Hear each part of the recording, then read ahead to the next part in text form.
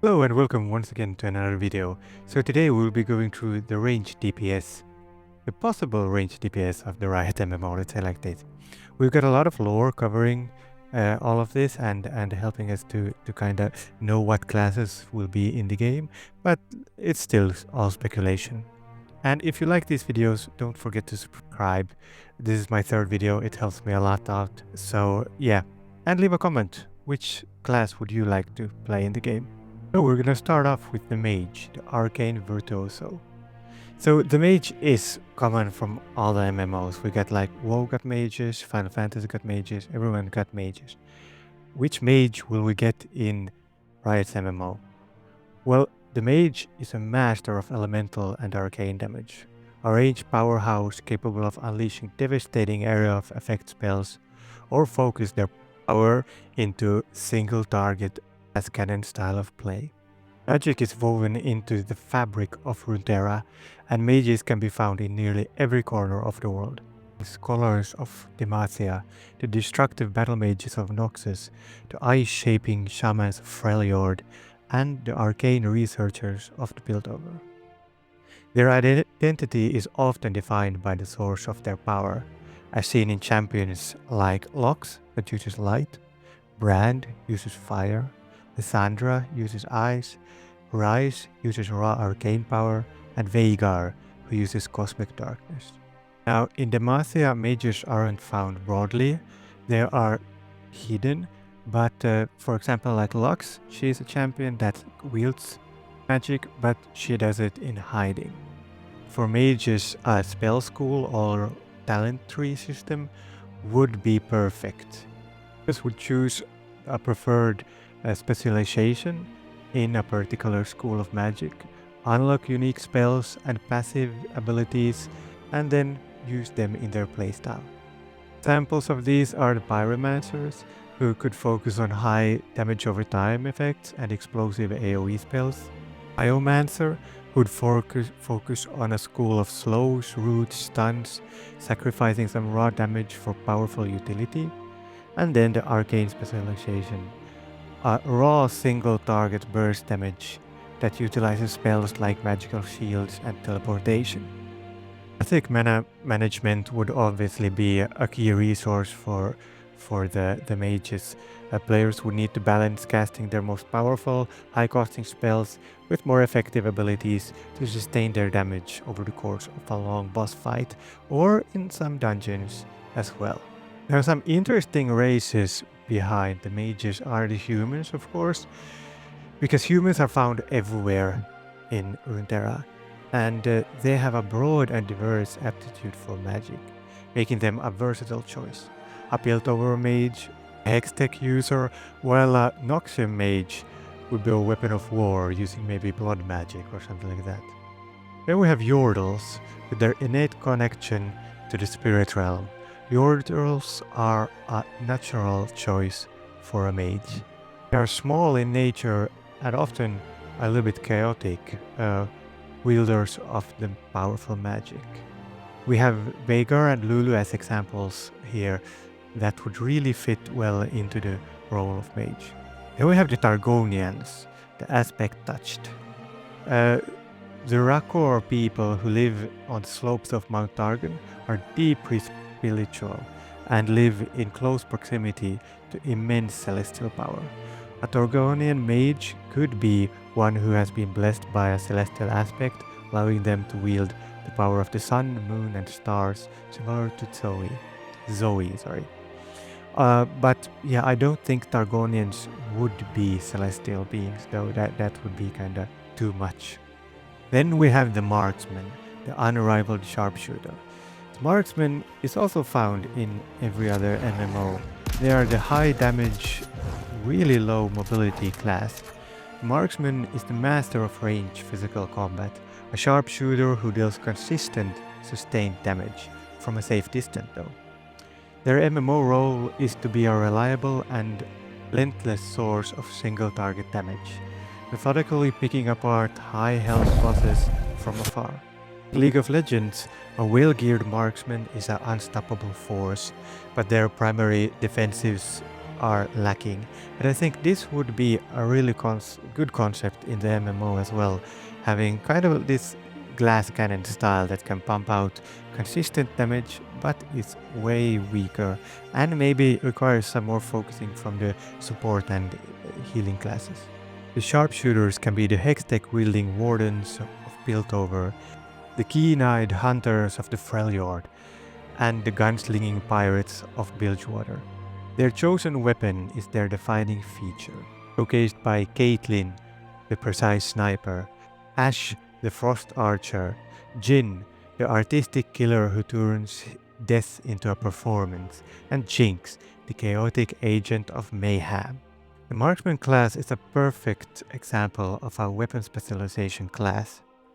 They could have rifles, slow firing but fire at very long range and high single shot damage, bows, a fast fire rate, access to magically imbued arrows like frost fire, etc., and utility skills like snares and traps. Then we got dual pistols or crossbows, a high mobility, short to mid-range style that focuses on unleashing a rapid flurry of attacks. This is all champions that we can see in the game as well, with Caitlyn, Ashe, and Lucian. Regardless of their weapon though, a marksman's gameplay will always emphasize positioning. Their abilities will focus on maintaining distance from enemies, utilizing dashes, slows, and traps to control the battlefield and ensure their survival, because if they get hit, they probably die.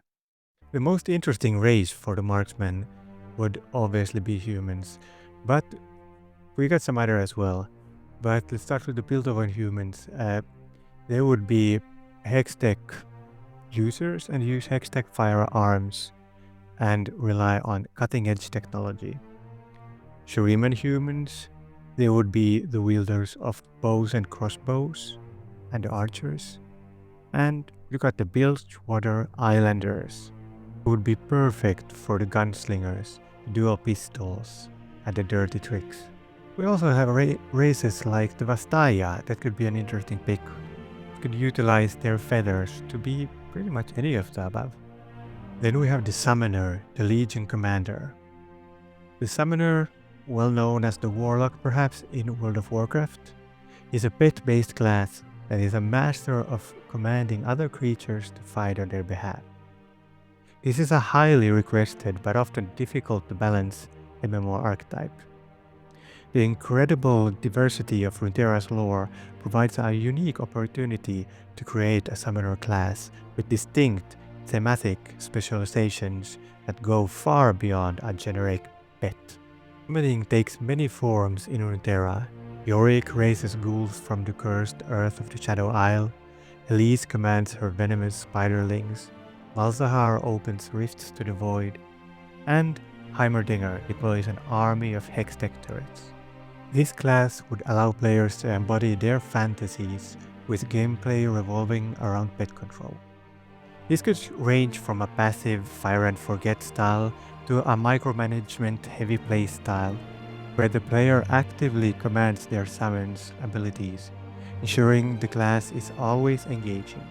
The true potential of the summoner class lies in tying its identity directly to the world's lore. Instead of simply being talent trees, the specialization could be linked to a character's origin or major questline. A character from the Shadow Isles would naturally learn the arts of necromancy. A tinkerer from Zaun would invent their own mechanical minions. Someone who wishes to command the power of the void would have to seek out forbidden knowledge in the lost deserts of Shurima. This design approach embeds the class mechanics into the world itself, transforming a simple class choice into a rich narrative journey. Some specializations could be the Necromancer that summons a horde of lesser undead minions like ghouls and skeletons to overwhelm enemies with sheer numbers. This is kinda like the Diablo Necromancer as well, or from World of Warcraft, the Demonology Warlock who summons a vast army of imps. Their power comes from quantity over quality, drawing on the dark magic of the Shadow Isles. Then we have the demonologist or the void caller. Summons a single powerful demon or void spawn to act as a durable partner in combat. This pet would have its own set of abilities for the player to command, similar to the warlock in World of Warcraft or the summoner in Final Fantasy. Last but not least, the artificer deploys an arsenal of mechanical constructs like automated turrets, walking bombs, and support drones. This would be a more stationary zone control playstyle rooted in the technology of piltover and zaun, kinda like Heimerdinger. So interesting races would be the humans from Shadow Isles that would kinda play for the necromancer fantasy, the Zoanite humans, or maybe the Yordles that would use their mechanical constructs, the Ionian humans, the spirit callers, that would have a deep connection with the vibrant spirit realm, and they would summon spirits of nature and fauna to aid them. And last but definitely not least, we got the warden, the voice of the wild. Now a little reminder here, if you like the content, please like and subscribe. I'm trying to make better videos all the time, so your support really helps a lot. But the warden is a hybrid class that fills the classic like ranger or druid role. They are the masters of the natural world, blending ranged physical attacks with nature, magic, and the ability to shape-shift into bestial forms. They are survivors, trackers, protectors of the wild, embodying ultimate adaptation. The wilds of Runeterra are teeming with primal power, from the enchanted trees of Ionia to the harsh, spirit-haunted tundra of freljord. There are those who forsake civilization to live in harmony with nature and command its fury. This fantasy is represented by champions like Nidalee, the bestial huntress, Udyr, the spirit walker who channels primal beasts, and Ivern, the green father who is one with the forest.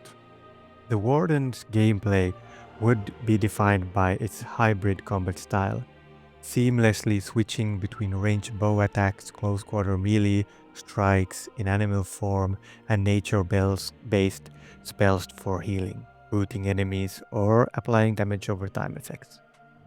Shape-shifting would be a key mechanic, allowing the warden to transform into various animal forms, each with a specific role. So, possible specializations could include the Beastmaster, a ranged specialization focused on bow skills and commanding a permanent animal companion, similar to the Hunter of World of Warcraft. But that might be a little bit too much copying, so they would need to change it around a little bit. The Shapeshifter, a melee-focused specialization that revolves around mastering different animal forms to adapt to any suitable combat scenario, directly inspired by Udyr and Nidalee. We have the Elementalist, a caster-focused specialization that calls upon the wrath of nature, summoning vines to root enemies, crawling down lightning from the sky, and healing allies with restorative magic. Some interesting races are the Ionian Vastaya, the Ovi Cut tribe. This chameleon-like tribe of Vastaya, to which Nico belongs, has a deep connection to the spirit realm and are masters of shape-shifting, making them the perfect race for the shapeshifter warden. Then we got the Freljordian humans, the shamans. The Freljordian tribes revere powerful animal spirit gods like the Volibear and Ornn. A Freljordian shaman would be a warden who channels these primal spirits to gain their strength, just like Udyr. Then we have the human in Ixtal. Ixtal is a hidden magical jungle region where elemental magic is a part of life. An Ixtali warden would be a master of the jungle, blending in with the surroundings and commanding the elements to protect their isolated home. And so, that's it for the ranged classes. Next up we got the healers and the supports. But again, a third time, if you liked the video, or at least somewhat liked the video, please like and comment what you didn't like about it, if you somewhat liked it, and I'll try to improve. See you in the next one.